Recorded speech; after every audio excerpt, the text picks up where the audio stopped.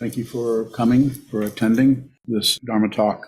Thank you for all of your help in supporting this community, both by attending, by practicing, and by financially supporting us. We need your help. Please continue if you can. This morning's Dharma talk is titled Repetitive Thoughts. I'm sure you know what I'm talking about here. Chatter, chatter, chatter, chatter, chatter. And the approach to take to that, as I've been saying for quite a number of years, is just observe, just think. I don't teach the traditional way that I was taught and actually taught for many years, is to label thinking and return to the breath. I'm not saying that isn't workable. That may be your bailiwick. You may need to do that for 15 or 20 years. I don't think so, but what do I know? You know your mind. You know what you need to do in that area. You may need to do some of that labeling thinking. I only did it for 30 years, so I might have some idea of what that's about. Pardon me. What I'm basically saying is, if you're listening to me, you're ready to hear this. Right? Otherwise, you wouldn't be here. You'd be in Vermont or Nova Scotia.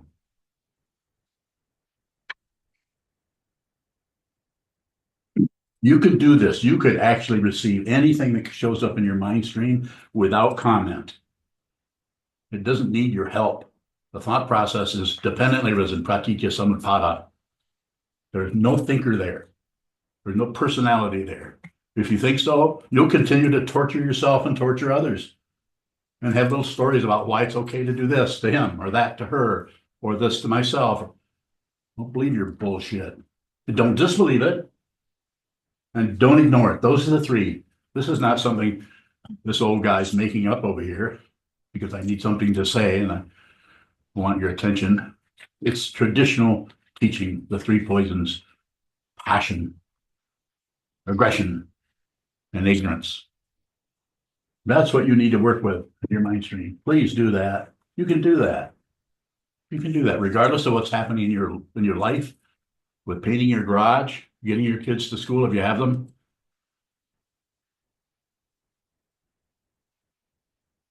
It needs to be done with awareness. I'm teaching out of what I'm looking at, not what I've been taught. I've been taught a lot in the last 50 plus years. Without all that teaching, I couldn't do this. Pardon my heavy breathing. It's just that I have AFib and it's slowly killing me, to be blunt about it.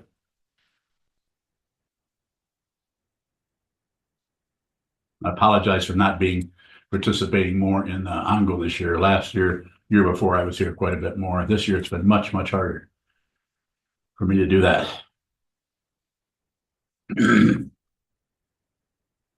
So see clearly. And how do you see clearly? You look at the blur. You look at the confusion. You look at the knot of the mind. You watch it. You look at it. Don't push on it. Don't undo it. Don't try to unwind the damn thing. Don't be seduced into thinking there's something you can do. You cannot do anything. That being said, it's a kind of doing to just observe. Just look at this, please, my friends, my enemies. Please just look at this. Just look at what is in front of you and don't accept it. Don't do that. That's what it's looking for. It wants acceptance so it can generate more confusion, more chaos, more control, more stories about how you should have done this, should have done that, shouldn't have done this, should have done that. This is all over the place. It's rampant in our monastery. Why is it rampant in our monastery? Because we're training our minds here. And if you're training your mind, it is not going to be a bed of feathers. It's going to be difficult unless you're pretending to train your mind, which that might be happening in a few quarters here and there. You have to actually do this. You have to do it. It is hard. It's hard to relate to your mate. It's hard to relate to your mom and your dad, your coworkers, your boss. It's difficult to work with someone's neurosis, especially someone who has no mind training. And it might be even harder to work with somebody who's consistently training their mind, who thinks that you're screwing up. And they have all this great mind training. Get your authority right here. Don't get it from anyone. Don't get it from This old man, don't get it from the Buddha, the Dharma, Sangha, get it right here. And that will not feel comfortable because that area of your consciousness that I'm pointing to can't be found. Need to point to something. So when I point to this, there isn't anything I'm not pointing to. Get your own authority. What you'll find out, if I may say so, there is no such thing as authority because there is no central headquarters for anything. The centrality is an illusion supported by the belief that this body here, or this body there, or there is somehow a real, ongoing individual or person. This is not true, but it sure the hell is convincing. Yes, sir. Joe Bowing. It looks like in history and even now we might be craving an authority figure. Like, what is it about? What do we get from finding someone to be a tyrant or an authority? There's a lot. There is a lot of variability there, different levels of it. Just having a mentor to show you how to make how you do wood carving or something is much different than having a spiritual mentor or teacher, or to someone that is teaching history to you. There's lots of differences there. So what is it you want to know? Joe Bowing. I was looking at where that shows up more politically and socially, where groups of us as a country might want some big, strong, powerful person. No, that's what's happening now. I don't want to get into political discussions, but yeah, that's definitely what's happening. People want that. They wanted that in the 1930s when they promoted the Führer, the Reichstag. The Reichstag fire caused that to be supported so that people, well, we've got to have this guy do this because we don't dare do it ourselves. What's the question? Joe Bowing. I'm curious if we can look at that and see if does that reveal something in ourselves that crave for an authority. Yeah, yes, we want security. I don't know what's right, what's wrong, and we not really willing, in most cases, to go right through our opinions, our judgments, our reactions, our preconceptions, our prejudice into what is fundamentally the truth. That's rare, very rare.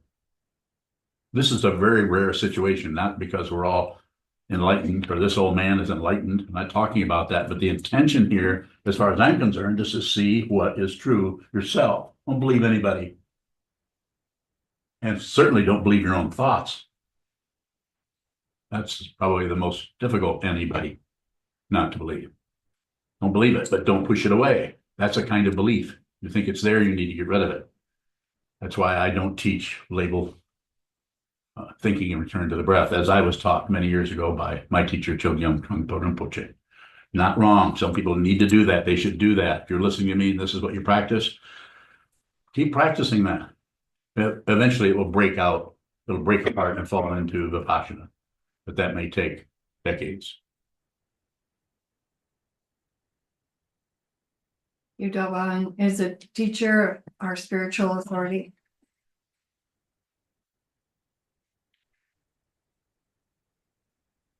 As a general response to your question, I would say, yes, you're going to need somebody, more than likely, like you need somebody to learn how to make furniture, how to paint a house. You're going to need it's a relative situation for a while, but eventually it starts to come apart. And when it comes apart, the teaching person, if it's a true teacher, when I say true teacher, I'm not saying using any words other than true. It means they're ultimately true. They're teaching out of consciousness only. Doesn't mean they don't have a hand waving in the air. Doesn't mean they don't have a backache. Doesn't not mean they don't have a tone of voice or incorrect grammar. And all of the other things that go with relative truth, which is a big lie. But yes, you're going to need somebody to help you. But it's not about trusting them or believing them or turning all of your bank accounts over to them.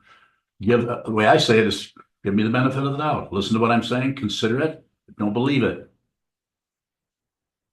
More. You have it. Yudawan, if our thoughts that we're trying not to believe seem to contradict the spiritual authority, how do we work with that? Well, you could just do whatever you're thinking if you want to. A lot of people do. Several people lately have been doing that. They have their thoughts and they do what they want to do. They are not incorrect. The correct and incorrect is a big, big misunderstanding. And it's about controlling things. Not a good idea to judge anyone or anything. More, don't stop. Vaughn, how is not being able to do what the teacher Okay, asked so us to let's do? go with this. You're a fully ordained monk. You're a student of mine. Have I ever told you just to do something you can't do? Just say, tell me. What have I told you that is some kind of an order from the higher up guru? What have I told you? Vaughn, you've said I should do something. Okay, what did I say? Let's share it with everybody. You're on stage here. No one will make fun of you. Don't you dare make fun of her. Go ahead. You told me to move here. How's that going? Well, I did, Ooh. but then I sometimes move back. So you kind of go 6 months, 6 months, 6 months. So what did I say about that?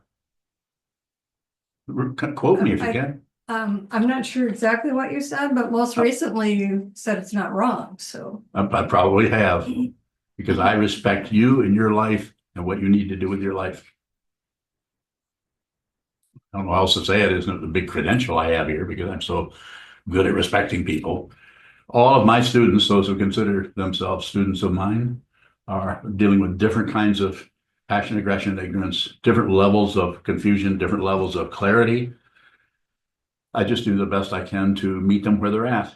And I can't meet someone where they're at if I'm away from their confusion. So when I come into your confusion, it might look very much like I'm confused. Am I? Yes. What's the difference? Say it. Speak up. You're confused Come on. and I don't. Don't do that. I don't know I'm confused. If I knew I was confused, I wouldn't be confused. Mm. Mm. Mm. Keep coming. You walked into the bear's den. No, I'm serious. Can you see a little bit of the difference is, and I can say this very bluntly, and I'm happy to respond to any questions about this if you have them. Please don't hold back. There's no person here. There's a voice. There's some irritation. There's hands waving around. But there's no single person here anymore. I cannot describe that to you. I can't say, here, be nobody like me. No, because it's not a result. If you realize your true nature, you won't even know it. Because if you know it, there's some knowing quality there that is the very nature of ego. It's a little knot of me, and my stuff, my ideas, and how much I know, how enlightened I am. More? Vaughn, so in the midst of confusion, Yes. you're aware that there's no one confused. Is that, I didn't say that. I'm asking. Oh, okay, yes. You cannot hear, what am I saying by talking this way in circles? I'm saying you can't find a reference point for it. But we want that. We want a little bit of security to know that we're on the right path, or we have the right teacher, or we have the right community, or we have the right teaching. That's why if you look down through history, the 2,500 years of the Buddhist Dharma, there's so many different ways of teaching this and practicing it. From the Theravadins style, which is very, very conservative and conventional, up to outlandish practices in the Tibetan yogi tradition. Not to mention Advaita or non-dual teachings out of ancient India. More? Thank you. You're welcome. Since we're into questions, are there more, or should I continue to say stuff? Joe bowing. How do we practice not pushing, pulling, and looking away when all we see is some version of one of those three things? That's enough. It's always about awareness. You can't succeed at this.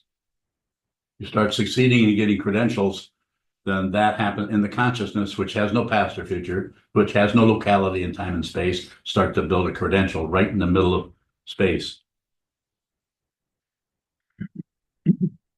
So all you have to do is look at it. If you look for success, which is success and failure, the same thing. More? Total bowing. When you say don't push, don't pull, don't look away, are you saying the same thing as see how you do all of those clearly? Yes, it's about awareness of that. And that will, as you go along in your life, if you continue to practice, that will start to show up in the area of that we call the ego is humility. If the ego is not there, then there's no humility, there's no humbleness. But the trajectory that happens in that area, we begin to be, we realize we aren't anyone. We've been pushing our identity on everybody. There isn't anyone there. What is it? What are what's the choking up of the tears about here? Find out what it is. There's no one doing that. That's coming from no locality. There's not even a person that is showing up out of. If I were to call it anything, I would call it the lineage. And even that is a lie. There is no other.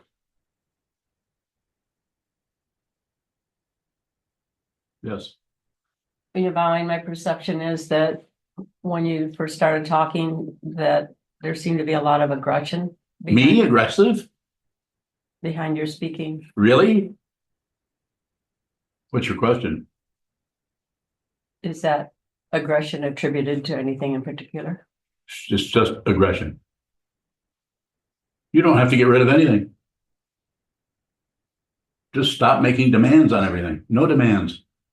And they're the very thing that brought you into this world, the color of your hair, the color of your skin, your sexual orientation, or however you want to call it, is dependently risen. There is no solid being anywhere.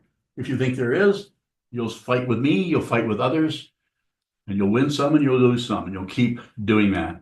But if you're just trying to stop aggression because you don't want to appear as a person who, I don't give a shit how I look. If I did, I certainly wouldn't be sitting up here because this does not look good, relatively speaking. My motivation here is to help you see who you are, without a doubt. So you walk out of here or walk out of your Zendo or walk out of your meditation hall, or 10 years from now, walk out into your backyard and realize that you're not separate from anything, anywhere. Never have been. Never been separating yourself. Hurting yourself, hurting others, because you want things different. You don't want that. You want this, you want that. But they're big babies. Not a compliment. Yeah. Good bowing. It seems like someone might also have heard your talk and use the word to describe it as like passionate or intense. Not angry? Right. Oh, Not angry. so I should crank it up more. I'm I'm just trying to scare away people who aren't ready to be students of mine. You know, I'm not trying to gather students. Should be obvious. Not promising you anything. Go ahead. total bowing. Is there something inherently aggressive to what you're doing? Everything is inherently aggressive. Everything is inherently sexual. If you don't see that, you have work to do. Maybe not even in this lifetime. You may have 5 lifetimes from now when you finally begin to realize the nature of consciousness in yourself. You may be living in Serbia. You may be living in another planet. Consciousness it only limits temporarily. It's a location temporarily in the illusion. When this body mind drops, you could end up being an alien. Don't believe anything I say, but you could consider it. There's aliens in this room and you know it. Some of you know it and you're afraid to say anything about it because you don't want anyone to know you're an alien. See all those grins? How many people are grinning? Not separate from aliens. Aliens are separate from us because I don't want to get involved in all this confusion here. They'll just let us wipe ourselves out, I guess. Yes, sir. Sokuzan, you said everything, everything is inherently aggressive and everything is inherently sexual. Yes. Does that also mean everything is inherently ignorance? Yes. What is the inherent ignorance? It's inherent this. Refusing to see, shutting down that part of the consciousness that turns into a feeling or a me or an identity that wants to turn away. The early stages of that are don't show up much as a personhood. Yes. Total bowing is inherent in this sense, the same thing as self-existing. Well, it's in there. We're kind of stuck with words, so we have to use words. So it's inside of that situation, using relativity, using relative descriptors for it. What do you want to know? I don't have a further question right now. Okay. Junju bowing. You said something about we might see how we are pushing our identity on everyone. When you show up with a strong personality, is that pushing your identity on us? Of course. Of course it is. But I don't make choices. I do not decide how I'm going to be. I don't decide I'm going to go into the Zendo and really let them have it. I have no idea what's going to happen in here. I could just come in here and sit down and collapse. I have no idea. And I'm not concerned with outcomes. Why? There is no outcome. This is an illusion. There's only this. Always. I live here. I die here all the time. If you're interested, I can help you. If you're not interested, there's plenty of things to do with your life. Plenty of other teachers. Yes, sir. Is there any right or wrong? No, fundamentally no right or wrong, but there are structures in consciousness relative, like you're in the building. So that starts the whole dynamic, the illusion of other. You come in here, you're not out there. So we have this constant thing being thrown in our face of the polarities happening, coming and going, should be, shouldn't be, this, that, and the other. And the people who are interested in control will try to take charge of that and manipulate you. Further question? Patrick Bowing. Do those concepts just add to our confusion? They only add to it if you grasp to it. It's fine to see right and wrong. It's fine to see that you should, if someone's having some difficulty with something and you could go over and help them, but you've got other things to do, so you're not going to help them. They're kind of on their own. That's a kind of right and wrong. You should help them. So but it's the awareness of that rather than the fulfillment of some kind of activity of helping someone. But it's a very good area to look in as you're in your what's commonly called post meditation. Just be aware of what's coming and going rather than adding on some kind of a judgment. Interesting thing about dependent origination is when something happens in your life, or at the kitchen table or down the hallway, or as you're getting in your car, relating to your partners, relating to your kids, anything like that, you'll notice that anything that occurs, we want to add a comment. We want to put something on top of it. Sometimes that is descriptive in a way that helps us see more deeply into what that is. And sometimes it covers it up so we don't have to look and see what's actually happening there. It's called ignorance.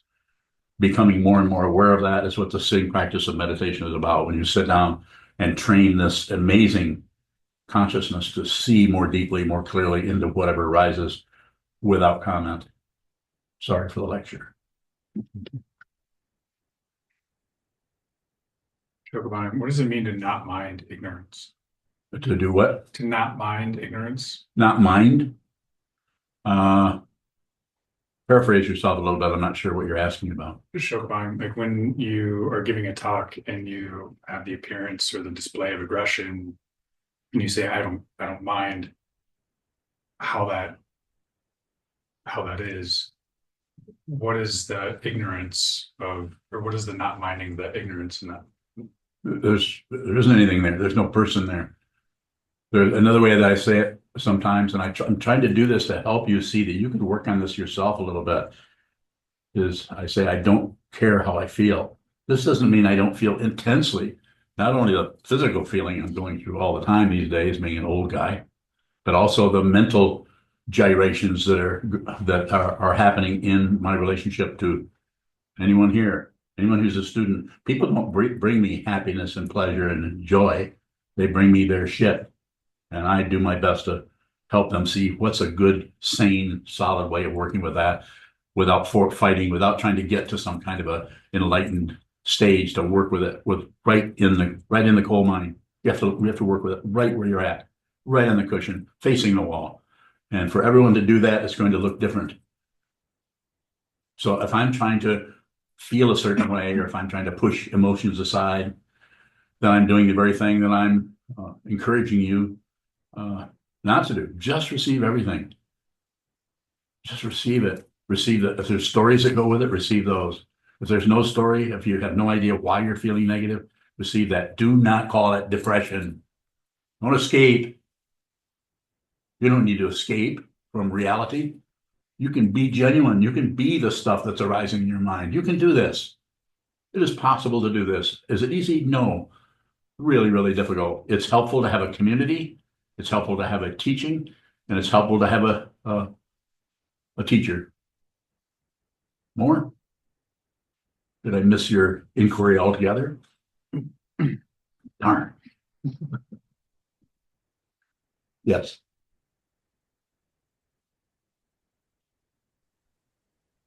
Sokuzan, anytime you are interacting with a student and you point out something or say not to do that or stop doing that.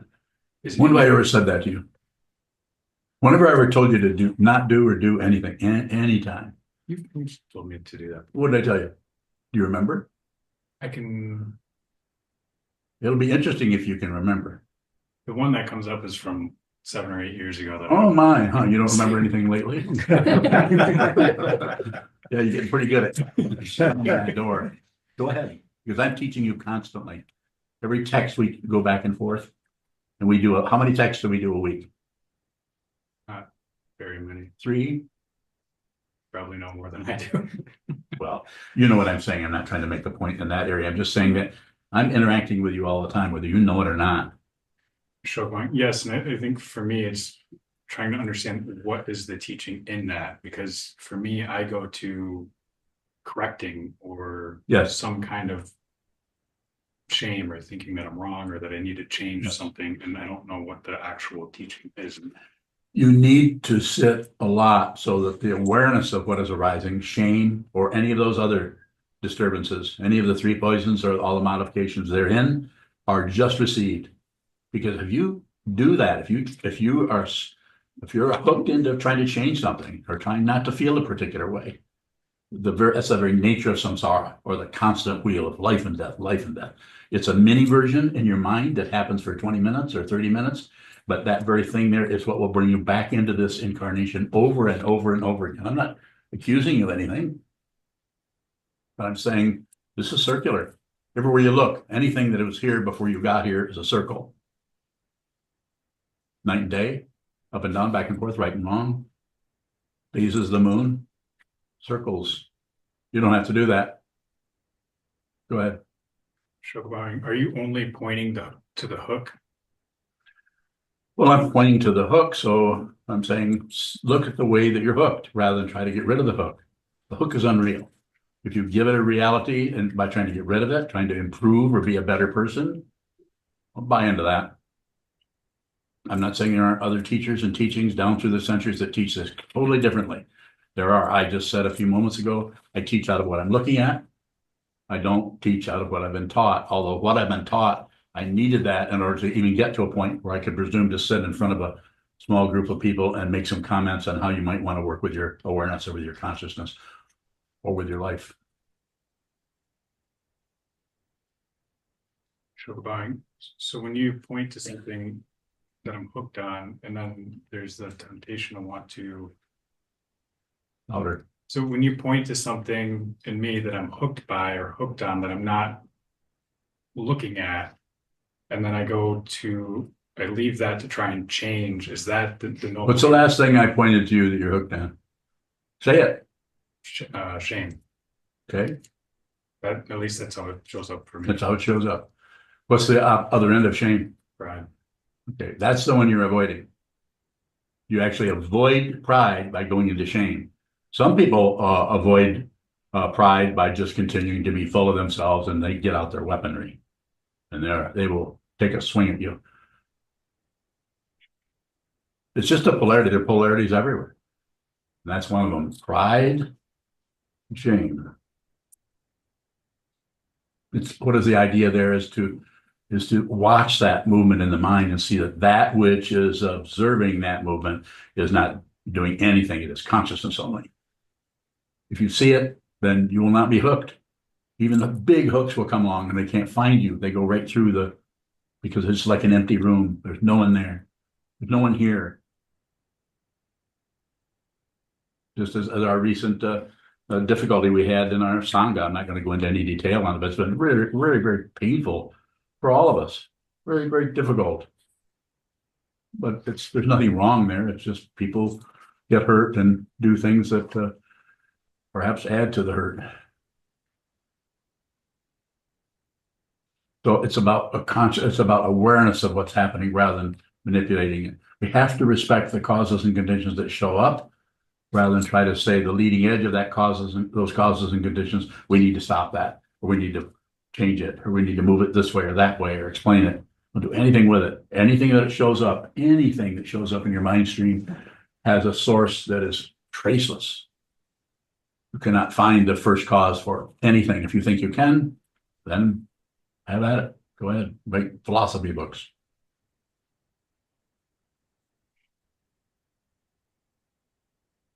Bowing, a question on YouTube from Ath. Is calling mind output shit and anxiety a kind of escape? Can you read it again? Is calling mind output shit and anxiety a kind of escape? Maybe. I'm not sure I'm tracking too well what you want to know. Anytime you do anything, there's an escape quality there.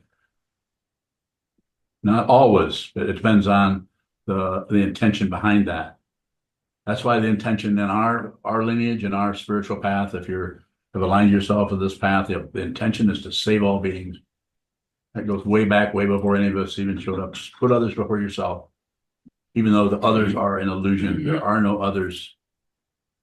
That's the ultimate understanding, but the relative one is relative bodhicitta, the mind of awakening that actually puts others before yourself. It's hard to do, especially when those others are treating you like crap and being disrespectful to you and blaming you and evaluating your activity in such a way that it's just about their way of getting rid of their negativity because they finally found somebody who's wrong. Very difficult.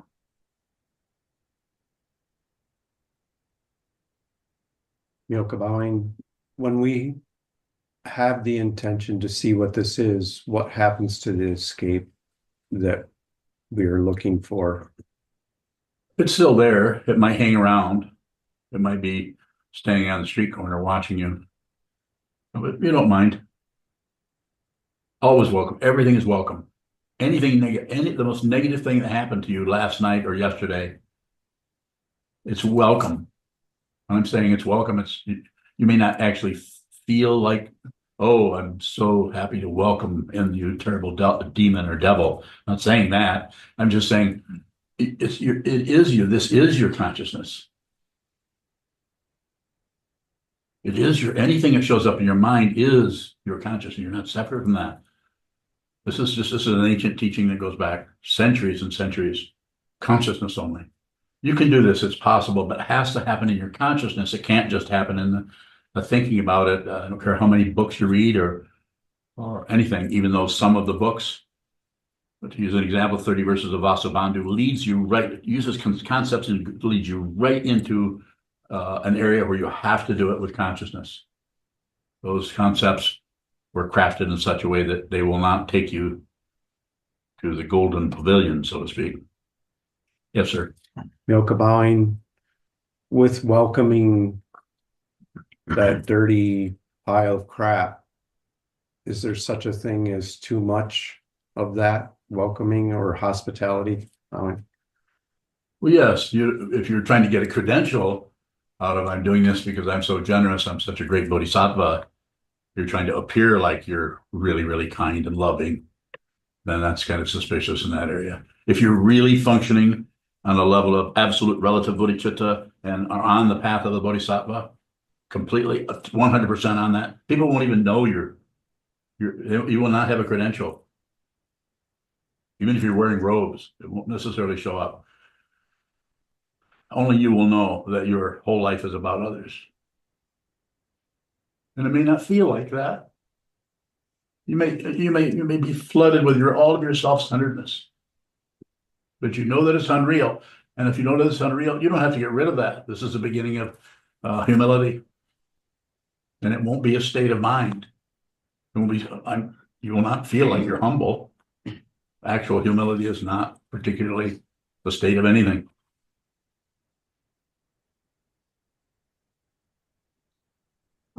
Is actual humility a willingness to be a fool?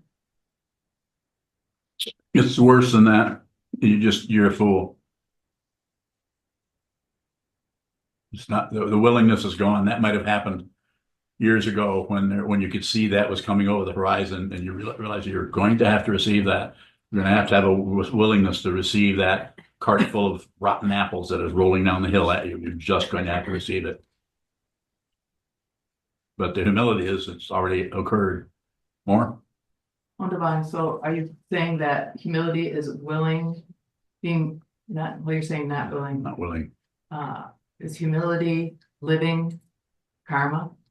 Yes, you are living your life. You're not missing your life any longer. You're willing to be exactly what shows up in your mind without accepting it, without rejecting it, and without turning away from it. You can do that. That is possible. Is that easy? No. And there will be no little chits coming out of the bottom of the machine saying, yeah, you're doing it. It's getting better. You're getting closer, getting warmer, getting warmer. It's not pin the tail on the donkey. Sir. Shokudo bowing. Shokudawa. Do we have a choice about kleshas arising? He's asking, do we have a choice about kleshas arising?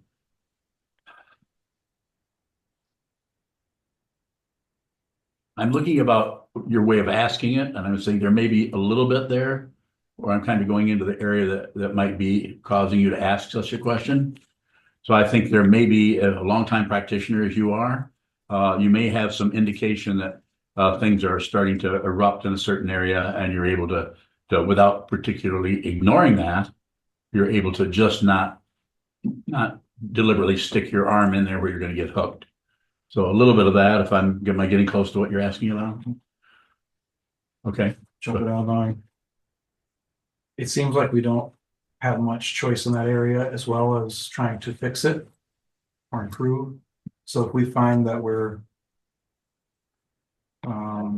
pride, shame, anger, Yes. and then trying not to be those, but we're seeing all of that, does that lead to this sense of humor or sense of space around it?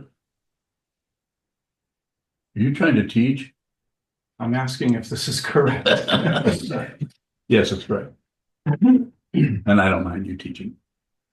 So there's a dynamic there that is very subtle in that area, and that's the area where the belief, and this is a belief that there's a solid being who's going through what you just described. That area is just like onion skin. It's paper thin in that area of someone who's still there witnessing those processes going on.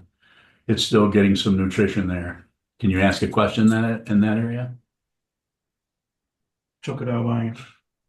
Probably not, but I'm noticing, I just noticed that the way you work with those things, there seems to be a sense of humor around it, even if it's not about laughter. There's enough space where you fully experience it and almost display it. I think the way I would say it is things are both extremely serious and unreal. They're extremely serious because people are suffering, because I can see it, and I can't take your suffering away. And I wouldn't be so greedy as to try to manipulate you at all. It's very, very difficult. It's especially difficult when someone goes through those particular passages, especially if someone's been practicing a long time and suddenly they start to come into the cave of demons. And that's a difficult one. Might be, it's not that you're prancing along at the circus for the first 10 or 20 years, but we start to get closer and closer to that fundamental understanding that there isn't anyone here. And it's not a realization in that, aha, I realize there's no one here. It's worse than that. The illusion is still here. The illusion can get more intense because you no longer are fastened on to the primary illusion, which is mistaken identity, that there is a solid being just because you have a nose, you have shoulders, you can wave your hand. This means nothing. Even if you could levitate, which people in ancient India figured out some way to get off the ground for 3 or 4 inches. I think, I can't remember what the teacher was that had people doing that. Anybody remember? Never mind, it's not a well, thank you. Yes, sir. Sir. Milka Bowing, a question from JB on YouTube. Sokuzan, can you explain how to start working on the divine abidings of loving kindness, compassion, gladness, and equanimity? Molly? Why, certainly. Start where you are, as Pema Chodron would say. Start right where you are, right where you're at, right where you're at. Sit down, hold still, face the wall or face your refrigerator, face your closet door, or face your carpeting. Doesn't matter.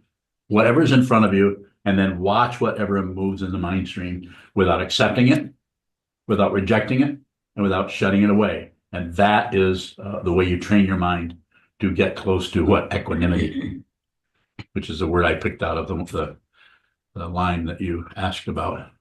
Loving kindness. If you haven't made friends with this, and when I say make friends, it's not that you're all so much in love with your ego. It's just you see there's no one here.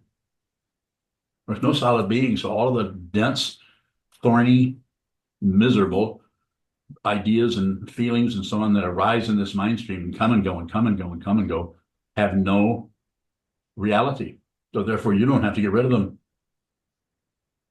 You also don't need to encourage them. Don't do anything with them.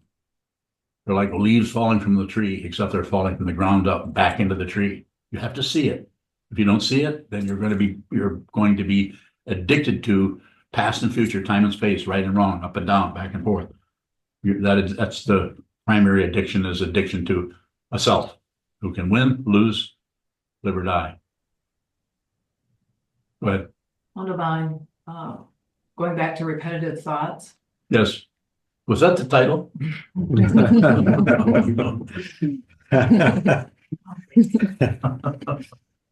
Are they always an indication that we are hooked with that, on that thought, that we are feeding it in some way, bowing? No. No, they may need to come back 50 times, 100 times. You may have certain thoughts that come and go. Dependent origination, you cannot find the source for any of this. And when I say that, that doesn't mean you need to keep looking. It's just that it is without a source because it's not separate. It's a consciousness only. We only have so many things to work with. One of them is concepts. So we say consciousness only, that everything you see, this, the space between everything here, the space between the word canary and the word bald eagle, there's a space there. Those are all unreal, but they're vividly unreal. So therefore, they're very convincing. Space and objects, primary duality, the primary illusion of duality is there are things in space, or there are thoughts and the space before the thought, the space after the thought. Look at those very, very closely. Don't agree, don't disagree, don't ignore, so that you can realize your true nature and step into, you could say step in, although nothing actually happens. There is no occurrence. There's no occurrence called awakening. Some teachers teach that way. They can go right ahead, teach whatever they want. What I'm looking at is nothing happens. Nothing actually occurs. This was pointed out by this 16th Karmapa when he was passing away in 1981. Nothing happens. It's only taken decades to understand what he was pointing at.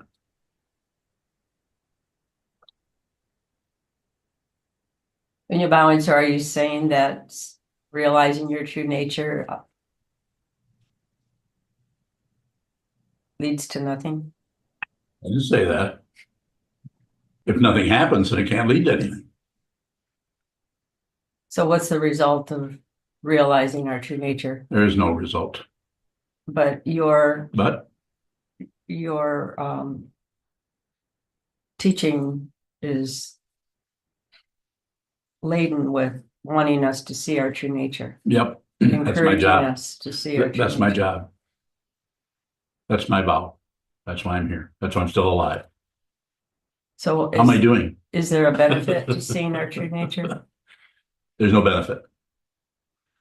Benefit is about outcomes. But outcomes is about relative truth and materialism, spiritual materialism, psychological materialism, material materialism, or any kind of grasping or getting somewhere, gaining idea. Not wrong. We need a lot of that. I think, don't we need to build Bradley fighting vehicles and so that we can kill our enemies and that kind of thing? I'm being silly here, but I'm just saying we're not trying to get rid of relative truth. We're trying to understand it in such a way that we can still function. We can still chop vegetables.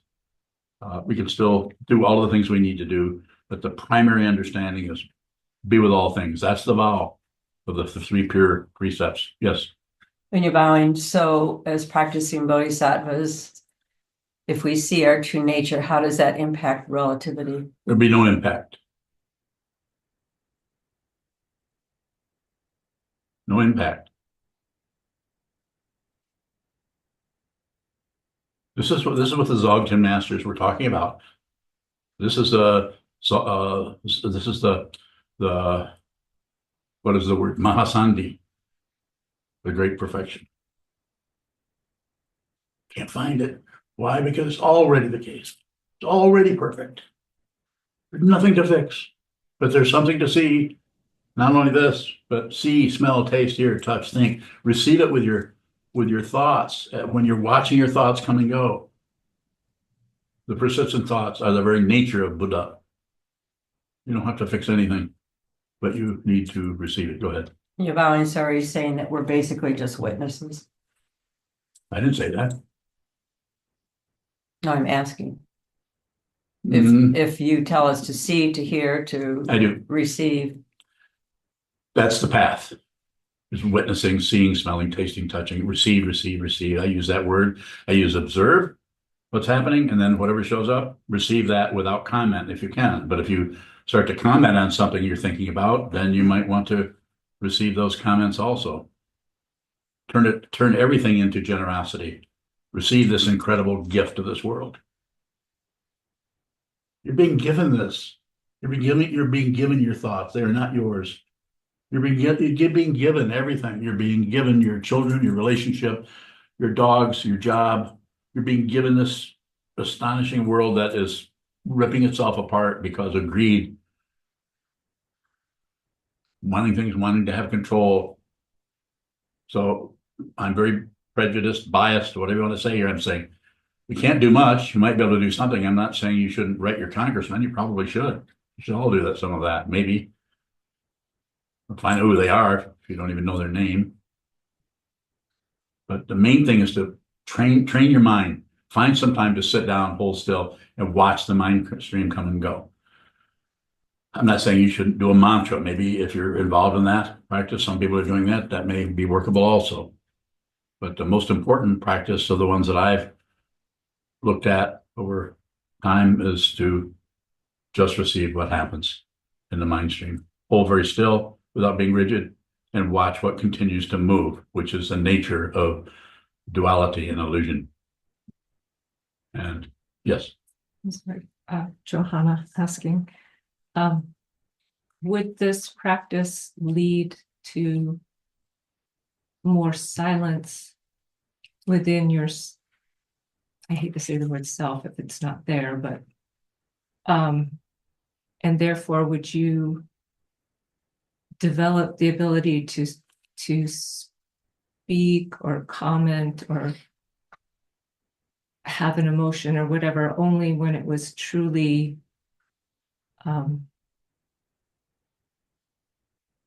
I can't find the word, but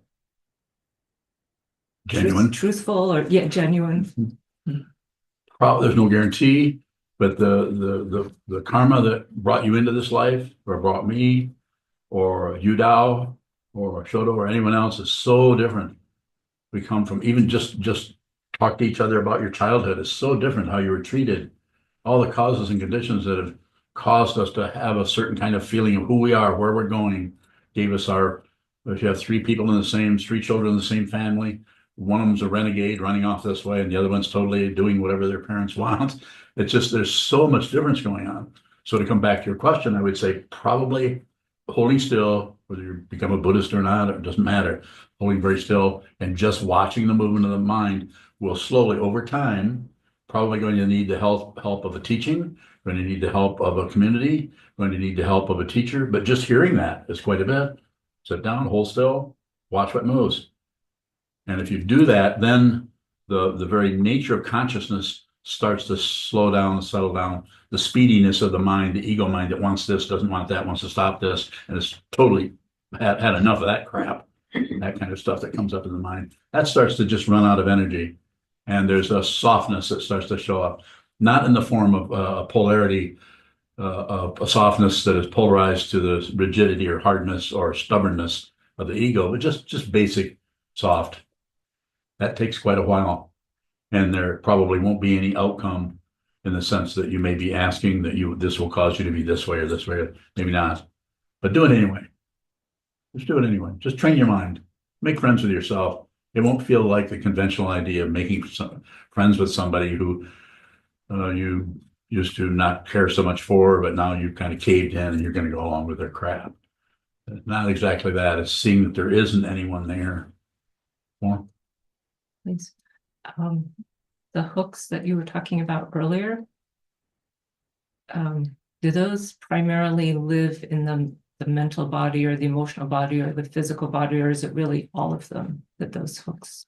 Since you're using those designations, I would say it's all over the place. I don't know how helpful it is to try to use mental body, physical body. I mean, I can see where some people want to use that because it gives us a feeling of understanding better.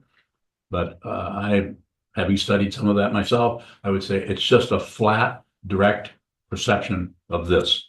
And you can do that by sitting down, look at your carpeting in your living room or look at the edge of your coffee table and do a lot of it year after year after year. Don't give up. See what this is yourself. Don't get your understanding from anybody. You might get the encouragement from the Buddha. You might get the encouragement from a teacher. You might get the encouragement from your partner. It's hard to say, or from your friends or whatever, but you need to see it yourself. If you see it, then you won't even have to come to me and see, Sokuzan, am I seeing this or not? You will know. You won't even be interested in me. Won't be talking to me at all. You will not join this group necessarily. I mean this. You can see what this is. It's hard to do by yourself, but it's possible.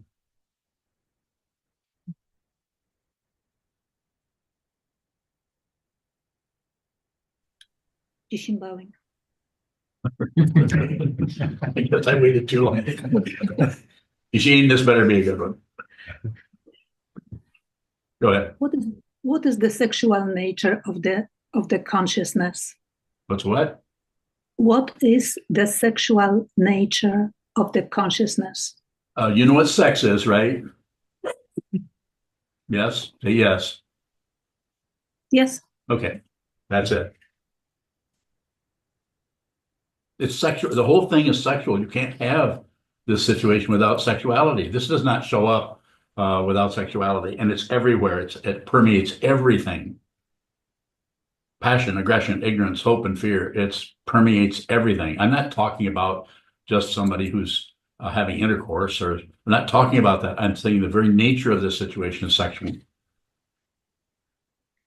I remember the line from the mystic poetry. I don't remember the name, but the line is the universe is making love with itself. Is it something? No, that's too romantic. That's romantic. I'm not against that. I'm all for it, but it's much bigger, much more vast, and much less specific than that. It's everywhere. It's in your fingertips. It's in this tabletop.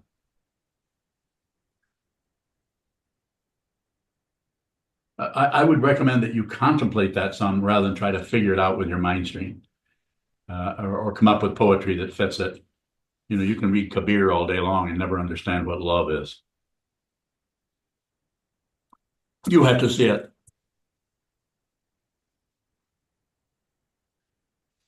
Yes. Total valuing, the other part of the sexual component, when I consider that is, like we're beings that are, we come from sex and we're made to have sex. And Pretty much. we also, the same thing with food, like we eat stuff, we have to kill stuff. We do. And religions, in my perception, tend to lock down both of those things. There's food and sexuality. They do. What is that about? Control. Control. Mostly, not always, but mostly old white men. But it could be old green men. And there's a few women in there that like to control things too, be in charge. So I'm not trying to point the finger at anything. I'm saying, look at the control modality that's happening there in culture. It's powerful. It's been addressed in different ways, in different cultures, in different religious organizations down through the centuries. Yes. Overwhelming. And if I could share this, I understand that part of the way that the monastery functions here with Yes. one of the forms is if we want to have an intimate relationship that we should let you know about that. Yes. And that my understanding comes out of you having some distaste with people jumping around. Jumping from one bed to the next. Yes. So it seems like you're also not saying to go just free for all with sexuality. No. So what is? This is a monastery, and unlike any other monastery, this is a monastery where there are children living here. And some people are married, some people are not, but it's pretty variable, as I'm sure you've seen. It's about trying to support this as a community that interfaces with the society that's 3 blocks away, with the families that are up and down through here. That's the reason for encouraging the community mindfulness center over here. It's not about trying to convert people to Buddhism. I just would like people to sit down and look at the nature of their mind a little bit just before they go to work or before they take their kids to school. That's all I'm saying. So the idea there with wanting to, I'm not a voyeur. I don't need to know what's happening in your boudoir, but I'm just saying, let's communicate around this rather than just have this be I was in Shambhala for many, many years since 1973 on, and there's a lot of difficult stuff happening back then. I don't think it was all that helpful. I'm not here to blame anybody for it, but it was just complicated. And it was chaotic, painful stuff. I know I was there. So by looking at that, you could say I've maybe had a little bit of an understanding about maybe a better way to work with this, which means not necessarily controlling it, but CCC, communicate about things, cooperate and collaborate. You can't collaborate or cooperate and collaborate unless there's a lot of communication, and the communication itself has to be a lot of listening, hearing what someone is saying, not agreeing with them. You don't have to agree with anyone. Or Thank you. yes, sir. Yokabowing question from Ath on YouTube. Is fear literally nothing but avoidance or escape? Bowing. Well, it's also scary. It's not just, I would make too light of it. It's terrifying. Yeah. So it's, what you're doing there is kind of rotating into a structural understanding of it. And I'm not getting rid of that. I'm not denying that. And your way of understanding is totally valid. I'm just saying, but the fundamental fear is terrifying. Terrifying. And if you have a strong intellectual predilection, you might try to cover it up with your thoughts, your ideas. But my understanding of it, I emphasize, my understanding of it is to feel that all the way to the center of the earth. There will be if you feel this all the way, if you feel it all the way, there will be no personhood feeling that. There will just be consciousness only. That's possible. And it will be probably quite frightening.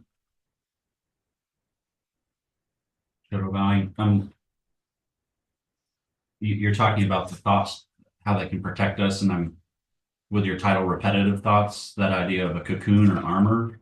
that we surround ourselves. Yes, And the teacher might poke a hole or show where a hole is in that.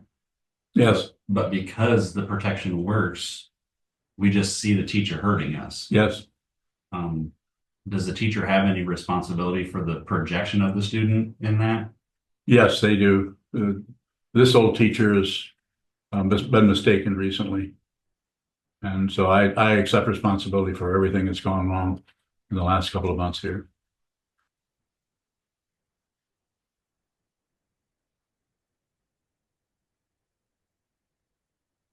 Further questions? Yes. You Bowing. When we bring the teacher our afflictions or pain and suffering and confusion, and the teacher receives it, is that alone of some help to us? Yes. What gives you something to do with it? You actually have someone who can receive it and is not going to do anything. There might be some mirror quality happening where they're reflecting some part of that back to you that you might need to see because you're not really clear on it. But the teacher, he, she, or they are, if it's a true teacher, they're not thinking about how to do this. They don't think about how to be a mirror. They're not separate from you. They know it, you don't. So therefore, they may function in such a way that may be very challenging and difficult in the mirror area where you, instead of you coming at them and presenting something, they're showing you right back what you're presenting, that is your issue that you need to look at more. You Bowing, is there times when we should not bring that forth, just knowing that it will change? Probably. Like wait a week. It could be. It's a relative thing. But there are other times when it just is, it's there, it's just intense, and you need to. I'm very biased and say the best, if it's a true teacher, that's the best place to get some feedback. Because at least you know that it might not be comfortable, but if it's a true teacher, it's coming out of consciousness. It's not coming out of a personhood who likes you, doesn't like you, needs your friendship, or needs your approval, or needs anything. What do they need? They don't need anything. Other than if they have a vow, then they ride that vow right into the void. I don't mean to be romantic about it because there's nothing particularly romantic about there. There's no saddle and there's no spurs. Go ahead. You Bowing, so you encourage us not to get rid of our anger by throwing it out on somebody else. At what point are we just dumping on the teacher? You might be. I mean, at what point? I don't know. You may be doing that. I can take one more question and we'll close since it's getting pretty late in the day. Yes, sir. Bowing. Is there any part of the ego that's not a con game? If we use the structure ego or the self-centeredness or that part of the consciousness that thinks there's somebody doing something, succeeding, somebody going to sleep, somebody that's hungry, somebody that's been offended by someone, somebody's getting ahead, all of that whole thing is the way you're asking about it. I would say that all of that is makeshift, unreal, and is dependently arisen from the point of view of this cause that, cause that, cause that, cause that. But that is just a simple explanation of something that is extremely involved and complicated and has no primary source. So this is why it can't be, you can think about it. You might write books. C.G. Jung spent a lot of time writing about psychological types. Lots of other philosophers and psychologists have spent a lot of time. We're very smart talking about this structure, but the only ones that talk about it that seem to have a deep understanding about this are ones who have spent time training the mind to see clearly in itself, see with consciousness only, not just with a thought process. Few and far between. Go ahead. Nathan Bowing. I guess I'm thinking about this conning. You mentioned something about it's almost like we're conning ourselves or conning other people into believing in us. And I'm just wondering if maybe more of that con is directed towards constructing a self that we believe in ourselves. Well, I think there is something happening. It works so many different ways, so that would be a way of talking about it. Yes. What are you going to do about that? I can tell you, you just observe that. You do not have to ever change that. You do not have to be somebody else. You can just look at that. This is the beginning of compassion, when you can actually stop giving yourself a hard time. One of the ways we give ourselves a hard time is that we get so uncomfortable with ourselves, we decide to blame someone for it. That's much more of a relief to think that that person and that person caused this difficulty. But we need to be responsible. So you're in this situation where you can just be responsible for that. You don't have to improve. You don't have to get better. Just whatever's showing up as self-centeredness, just let it be there. Don't take your eye off from it. Don't ignore it, but don't necessarily fight with it. Don't necessarily explain it or dissect it or analyze it or come up with some kind of a construct that helps it, makes it more easy for you to allow that to just be in your consciousness. You can do that. It's possible. Do it for others. Yes, sir. Sokuzan, one of your teachings or instructions is to receive everything that arises. Yes. You said to look at how you can't do that. Yes. Are you able to receive everything that arises? Nothing arises.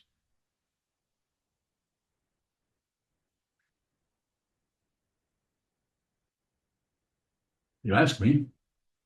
Sokuzan, Did you notice how long I thought about that to make sure I wouldn't be saying something dumb? Nothing happens. Nothing happens. I'm not saying that this doesn't happen and that doesn't happen and this doesn't happen, but I better not do that. Those are expensive.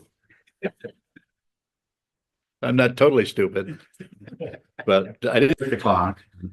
Anyway, I'm doing that to say that it doesn't matter. But yet we see it, we're there, we're with our life, what's happening, and we receive what's happened in our life. But it is an illusion. And if you can see that, then things will come and go and get large, get small, get hot, get cold, and you'll wake up in the middle of the night with whatever happening. I'm just using my own example of being awake all night long and still being here.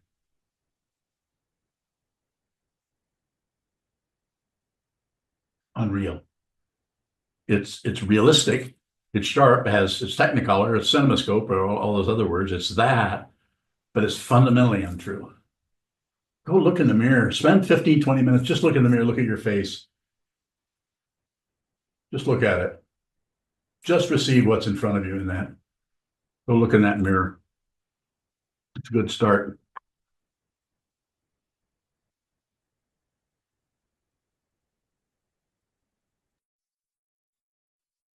Thank you.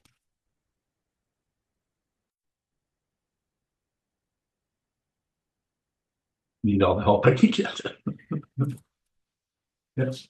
Sokuzan, can I ask one more question? One more, and then we'll call it whatever they call it. When you say receive what arises, Mhm. and I look at how I can't do that, it seems like I look at the content of something, like I can't receive passion or I can't receive aggression, but it looks like I'm not receiving anything that arises. So what's the primary situation that's not? Receive the content. What you're doing is you're pushing away the content. A good example is your son's mother. Just receive that. No comment, make no comment on anything. No feedback. You have a 2-year-old boy you have to take care of. You need to do that together you're not married, but as a father and mother. You need to do that. Yab yum. Father and mother, take care of that child. Stop putting your own bullshit feelings ahead of him. Make sure it's about him. Not about her, not about you, about him. Take care of him. And whatever you can do to support him, do that. That's your path. You're asking me in this public sphere, good idea. Go ahead. Sokuzan, how do I do that when Continue. the rage of being accused of being an abusive womanizer is You're using that for warfare. She's suffering.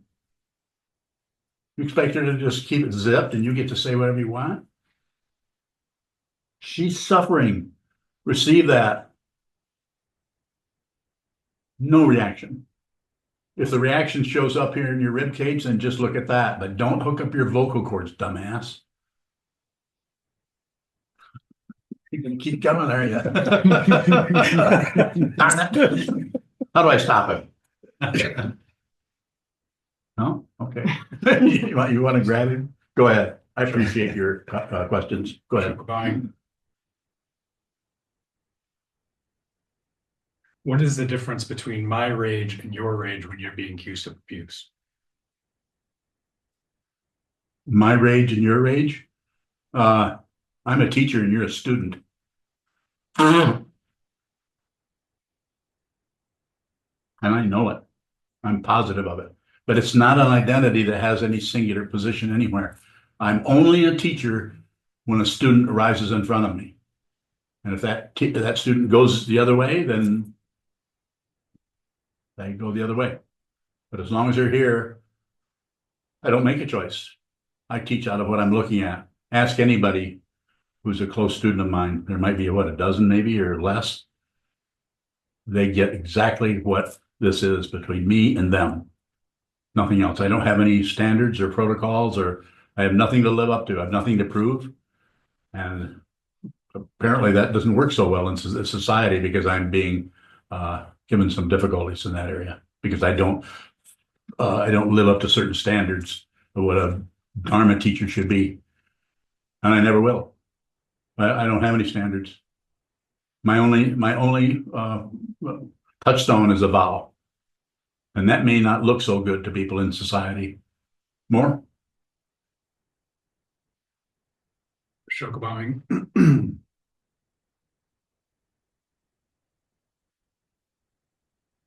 How do I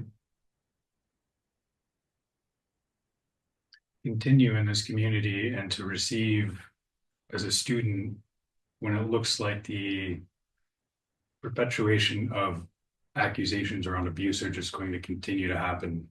Abuse that I'm getting? Anybody? Well, that's going to happen. It's just part of samsara. You're not going to have an ideal sangha. Not going to, it just won't be that way.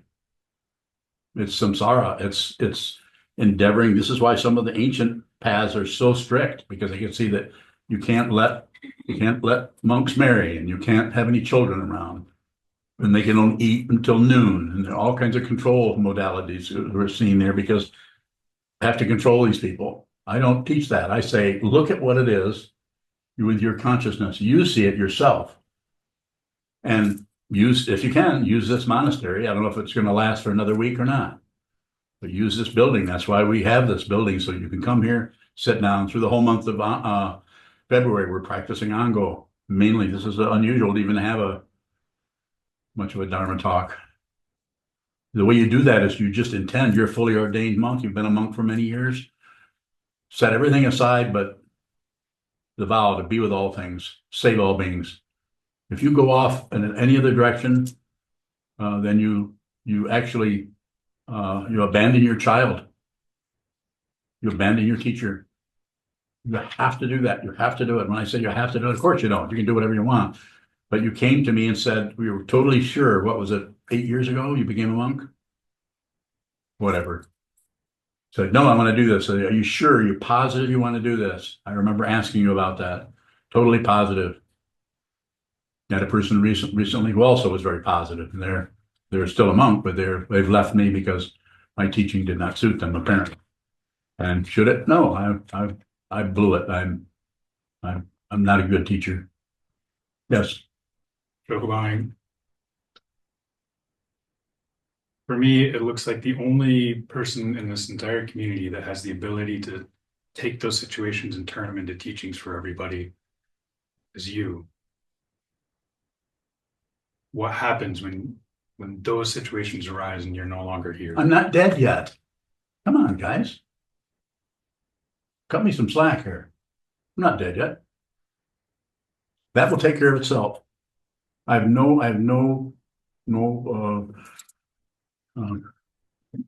worries about that whatsoever. You will do this. You will help with this.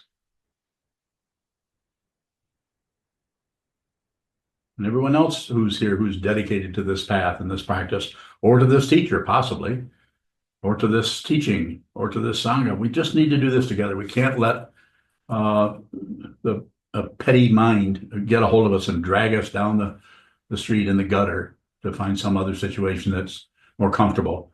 Stay here, do it here, or do it in Houston or wherever you're at. We have Zoom, you can hook up on here, stay with this community, continue, return, return, return, return. Otherwise, look at the world, it's just coming apart everywhere. Train your mind so that when your body mind goes back into the elements,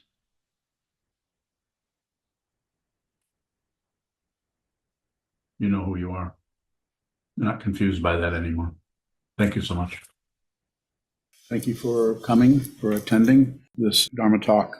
Thank you for all of your help in supporting this community, both by attending, by practicing, and by financially supporting us. We need your help. Please continue if you can.